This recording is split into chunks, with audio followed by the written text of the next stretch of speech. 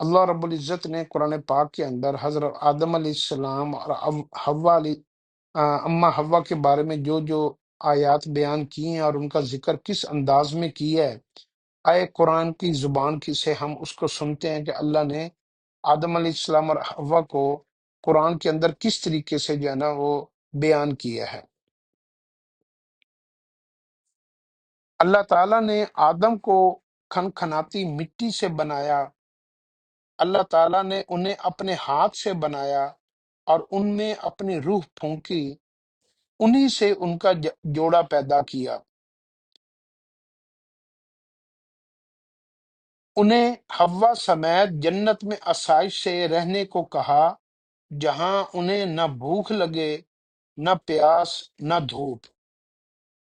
البتہ ایک درخت کا پھل کھانے سے منع کیا، ورنہ ظالم ہو جانے کا خدشہ ظاہر کیا۔ وہ بھول اور بھٹک گئے، ان میں عزم نہ پایا گیا اور انہوں نے نافرمانی کی، پھل کھا لیا۔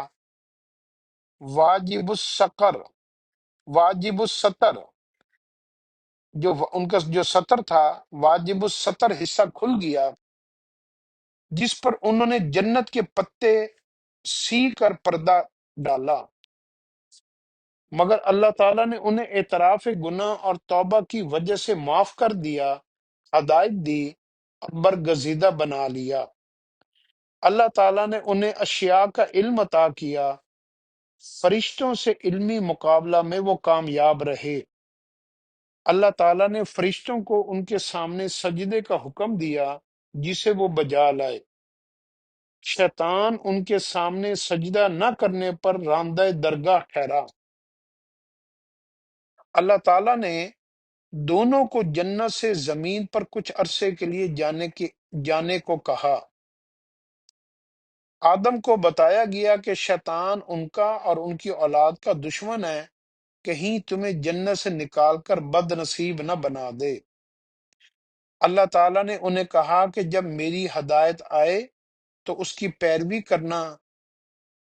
فرشتوں نے آدم پر قتل و غارت اور فساد فی الارض کا شبہ ظاہر کیا۔ آدم علیہ السلام خدا کے برگزیدہ انسان تھے۔ شیطان نے خیر خواہ بن کر اور غیر فانی حکومت اور دوامی زندگی کا لالچ دے کر انہیں پھل کھانے پر اکسایا اور اس طرح جنت سے نکلوا دیا۔ یہ تھا اللہ رب العزت نے جو آدم علیہ السلام کا اور اما حوا کا قرآن پاک میں جہاں جہاں ذکر کیا ہے، ان آیات کا ترجمہ۔ اس میں دو باتیں واضح ہیں کہ اللہ رب العزت نے آدم علیہ السلام کو کیسے بنایا، کہاں ٹھہرایا، پھر کس چیز سے منع کیا، پھر دنیا میں یہ نہیں کہا کہ تم دنیا میں اب جنت سے تمہیں میں بھیج رہا ہوں تو تم دنیا میں ہمیشہ رہو گے، تھوڑی دیر کے لیے بھیجا۔ یہ جو ہماری دنیا کی زندگی ہے اس کے لیے بھیجا۔ اس کو فرشتوں کے سامنے عزت دی، علم سے نوازا آدم علیہ السلام کو، اور جو جو خدشے آدم کے اور اس کے اولاد کے ساتھ آ سکتے تھے اس کی پوری جو ہے نا تعلیم دی کہ تمہارا دشمن کون ہے، تمہارا خیر خواہ کون ہے، اور دنیا میں تمہیں کیا کیا مسائل آ سکتے ہیں، اس کی ساری تعلیم دی۔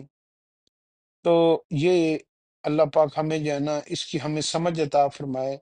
آدم علیہ السلام کی زندگی انسان کی پوری جو ہے نا تعلیم کے لیے، اس کے ہدایت کے لیے ایک پورا نمونہ ہے کہ آدم علیہ السلام کو کیسے اللہ رب العزت نے بنایا اور کس طریقے سے شیطان نے انہیں بہکایا، اور سب سے بڑی اس کی جو وجہ ہے وہ انسان کا لالچ ہے کہ وہ حرص کی وجہ سے اور لالچ میں آ کر کہ اب شیطانوں نے یہی کہا تھا کہ اب تم کبھی نہیں، تمہیں ہمیشہ ہمیشہ جنت میں رہو گے اگر تم یہ پھل کھا لو۔ تو اس دھوکے میں آ کر انسان جب دھوکا کھا لیتا ہے نا، یہ دنیا بھی دھوکا ہے، جب انسان دھوکا کھا جاتا ہے تو پھر انسان کا سب سے بڑا نقصان اس کے بعد ہوتا ہے۔ تو دھوکے سے بچنا بہت ضروری ہے۔